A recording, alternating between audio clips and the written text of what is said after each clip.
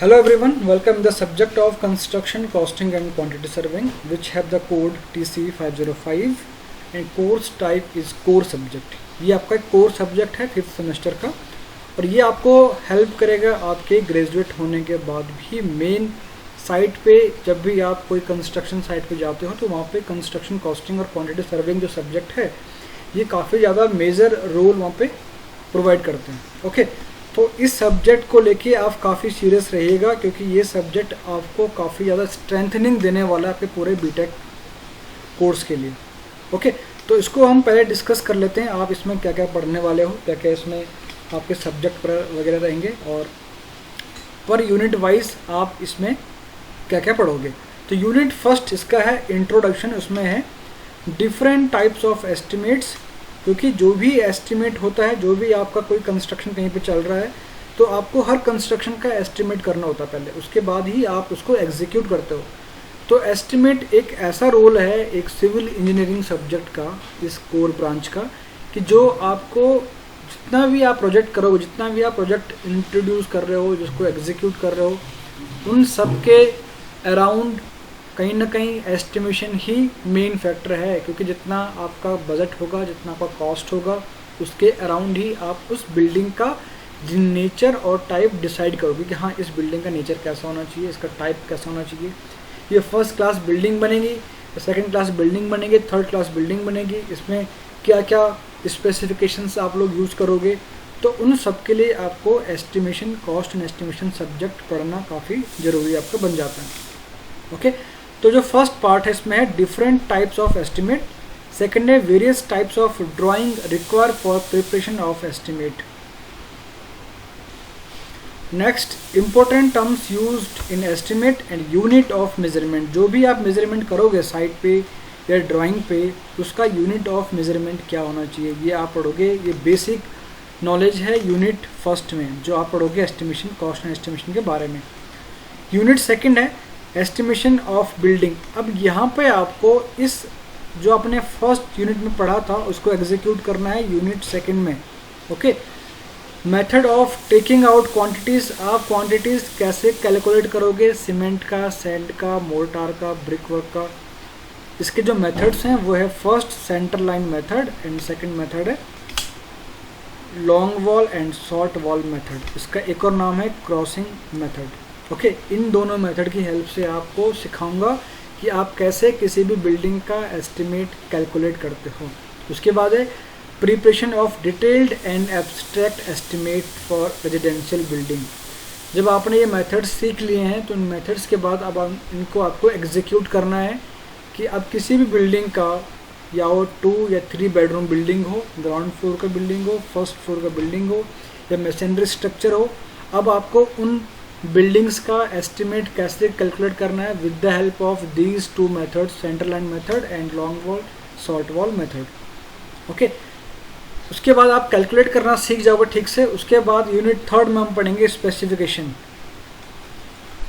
Definition of specifications. कि आप जो भी आप बिल्डिंग कंस्ट्रक्ट करते हो, जो भी आपके माइंड में आइडियाज़ होता है बिल्डिंग को लेके, तो आपको बिल्डिंग बनाने से पहले अपने माइंड में ये सब प्रिपरेशन करनी होती है कि आप उस बिल्डिंग में क्या क्या आइटम्स, क्या क्या मटेरियल यूज़ करने वाले हो और किस क्वालिटी का मटेरियल आप यूज़ करने वाले हो। That is called the specification. आपको स्पेसिफाई करना है कि मेरा बजट जो है वो 3 BHK का जो घर है उसको बनाने के लिए 30 लाख 40 लाख रुपए। तो आपको पहले स्पेसिफाई करना है कि मैं किस टाइप के टाइल्स वहाँ लगाऊंगा, कौन सा पेंट मैं यूज़ करने वाला हूँ, किस टाइप का मैं ब्रिक वर्क वहाँ पे यूज़ करूँगा, डोर कौन से होंगे, वुडन के होंगे या फिर आयरन के डोर होंगे, सीलिंग में फॉल सीलिंग करूँगा या नहीं करूँगा। ओके, बाकी जितने भी आइटम्स हैं आपको वो पहले अपने माइंड में प्रिपेयर करना होता है और वही प्रिपरेशन क्या होता है, specifications. Objective of writing specifications ये पढ़ोगे आप लोग। जनरल एवं detailed specification of general item of work in building. तो जो भी आपके डिफरेंट टाइप्स के स्पेसिफिकेशंस हैं तो वो आपको यहाँ पे पढ़ने को मिलेगा। ओके, यूनिट फोर्थ में आपको पढ़ना है रेट एनालिसिस। तो अब आपने स्पेसिफिकेशंस पढ़ लिए हैं, आपको क्वांटिटीज़ कैलकुलेट करनी आ गई है, तो उसके बाद आपको क्या करना है, आपको रेट एनालिसिस पढ़ना है, जिसमें आप डिफरेंट आइटम्स का जो रेट है उसको डिफाइन करोगे कि आपने कोई ब्रिक वर्क किया 3 क्यूबिक मीटर का, तो इसका टोटल कॉस्ट कितना पड़ेगा वो आपको यहाँ पे इस यूनिट 4th में सीखने को मिलेगा। Definition, purpose, working out data procedure for quantities and rates of cement concrete of different mixes, यानी कि कॉलम के लिए अलग होगा, बीम के लिए अलग होगा, स्लैब के लिए अलग होगा। अलग क्यों होगा?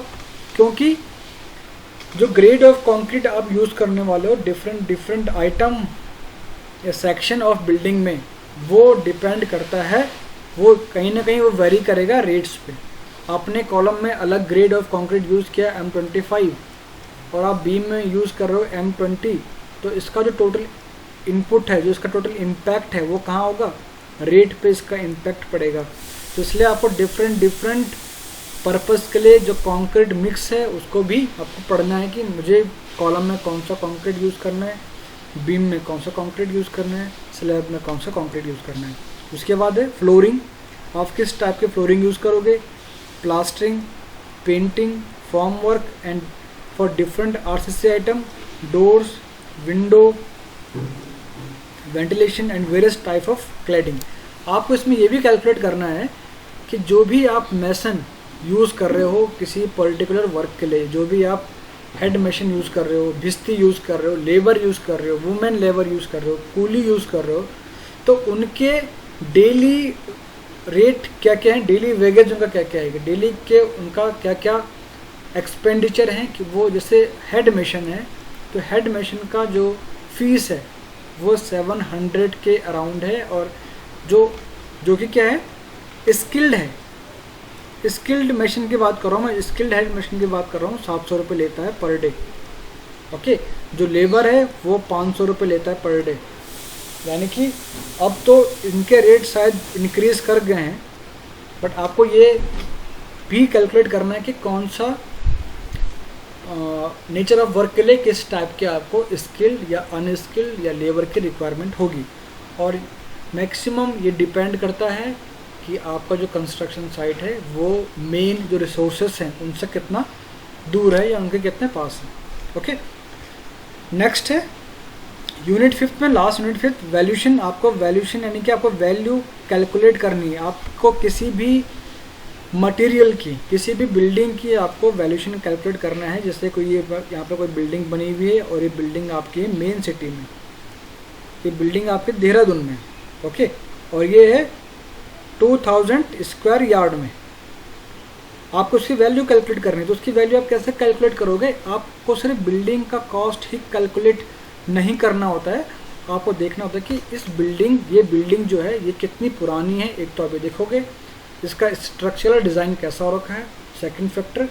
थर्ड फैक्टर है कि इसके आसपास जो लोकेलिटी है वहाँ पर फैसिलिटी किस तरह की है, ISBT से कितना दूर है, रेलवे स्टेशन से कितना दूर है, एयरपोर्ट से कितना दूर है, इसका जो कनेक्टिविटी है इस बिल्डिंग तक पहुँचने की वो कितनी है। तो ये सब फैक्टर्स डिपेंड करते हैं किसी भी बिल्डिंग की वैल्यूशन कैलकुलेट करने के लिए। अगर मैं बात करूँ कि आपने same building, same type, same material जो आपने इस बिल्डिंग में यूज़ किया हुआ है वो आपने किसी और बिल्डिंग में यूज़ किया जो कि काफ़ी रिमोट एरिया में, और कनेक्टिविटी वहाँ पर इतनी अच्छी नहीं है, ना ही आसपास कोई हॉस्पिटल है, ना ही एयरपोर्ट है, और रोड तक जाने के लिए भी आपको 2-3 किलोमीटर का डिस्टेंस कवर करना पड़ता है, वो भी पैदल। अब बताइए कि इन दोनों में ज़्यादा डिमांडिंग वाली बिल्डिंग कौन सी होगी, जबकि दोनों बिल्डिंग का स्ट्रक्चर, मटेरियल, स्पेसिफिकेशन पूरा सेम है। डिमांडिंग वाली बिल्डिंग कौन सी होगी? जहाँ की फैसिलिटी ज़्यादा होगी, तो इस बिल्डिंग की डिमांड ज़्यादा होगी, जबकि दोनों की जो मैन्युफैक्चरिंग कॉस्ट है वो इक्वल है। अगर मैं इसकी वैल्यूशन निकाल तो इसकी वैल्यूशन काफ़ी कम आएगी, इसकी डिमांड काफ़ी कम रहेगी, और जो मेन सिटी में है इसकी वैल्यूशन ज़्यादा आएगी। तो वैल्यूशन के लिए क्या होता है? Valuation of building, purpose and principles of valuation, ये डिपेंड करता है। जैसे आपको कभी कुछ लोन वगैरह लेना होता है तो आपको अपनी किसी बिल्डिंग को वैल्यूशन कैलकुलेट करना होता है उसका, कि हाँ इस बिल्डिंग का वैल्यूशन कितना है, या आपको कहीं किसी को परचेज़ करना है या सेल आउट करना है, तो उस पर्पस के लिए भी वैल्यूशन किसी बिल्डिंग का होना काफ़ी मैंडेटरी बन जाता है आज की डेट में। ओके, मेथड ऑफ वैल्यूशन ये हम पढ़ेंगे इस यूनिट 5th में। Estimation of different type of payment, different types of road को हम पढ़ेंगे। Rigid payment, flexible pavement, rigid payment कैसे बनती है, फ्लेक्सिबल पेमेंट कैसे बनती है, इनका एडवांटेज क्या है, डिसएडवांटेज क्या है, इनमें लोड कैसे ट्रांसफ़र होता है, ये सब हम पढ़ेंगे यूनिट 5th में। और हम रिजिड और फ्लेक्सिबल पेमेंट का क्वांटिटी कैसे कैलकुलेट करते हैं इसको भी आप पढ़ोगे। ओके, तो ये सब पढ़ने के बाद आपसे ये एक्सपेक्टेशन बन जाती है कि आपको कम से come after successful completion of this course you will be able to first understand general method of detail estimation, prepare detail estimate for typical civil engineering project, understand specifications for various item of construction work, perform different rate analysis to find optimal and evaluate the cost of property, different types of property की बात कर रहे हैं। Okay, तो ये 5 learning outcome है जिसको ये सब्जेक्ट पढ़ने के बाद आपको कम से कम ये चीज़ें आ जानी चाहिए अगर आप सीरियसली इस सब्जेक्ट को पढ़ते हो। ओके, और इसके जो रेफरेंस बुक है वो है BN Datta, estimating and costing in civil engineering. तो ये इसका मेन बुक है, इसको आपको लाइब्रेरी से आपको मिल जाएगी, या अगर आप इसको परचेज़ करना चाहते हो तो उसको परचेज़ भी कर लीजिए क्योंकि इन फ्यूचर आपको ये काम आने वाला है।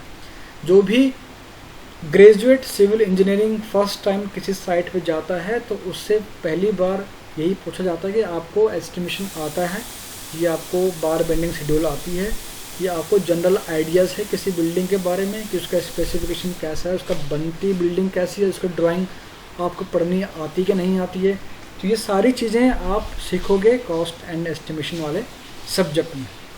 ओके, तो ये इसका लर्निंग आउटकम है। और अब हम कंटिन्यू करेंगे इसके लेक्चर, जो कि मैं मूडल पे कंटिन्यूस अपडेट करता रहूँगा और आपको डेली बेसिस पे मूडल पर आके अपने लेक्चर्स देखने हैं, और बीच बीच में हम लाइव लेक्चर भी कंटिन्यू इसके लेते रहेंगे। Okay, thank you.